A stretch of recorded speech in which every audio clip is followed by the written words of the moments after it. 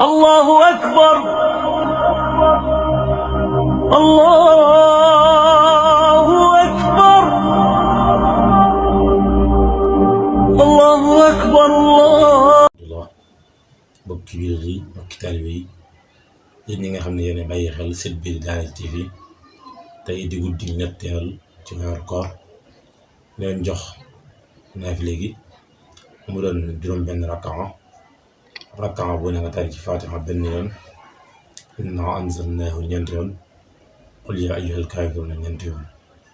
tey di guddi ñetteel gi képp koo xam ne tari nga ci Faatiha benn yoon, innaa anzalnaahu ñeenti yoon, qul yaa ayyuhal kaafiruun ñeenti yoon.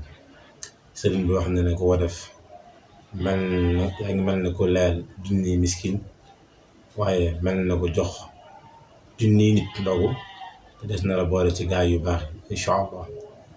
suñu yóbbul tey day jëm ci xol, ndax alxuraan dafa ne yawma laa yanfa'u maalun wala banuun illaa man ataa allah bi qalbin saliim. si mborom ji mu gën a soxla ci jàmm mooy xolam. te yéen yàlla Xudar dañuy wax ne dafa amoon sangam mu koy liggéeyloo bis ñëw mu ne ko dama bëgg nga xoolal ma di gën ci xar mi nga indil ma ko, xoolal ma li yées ci xar mi nga indil ma ko. incha allahu taala des na ko àggale. الله أكبر الله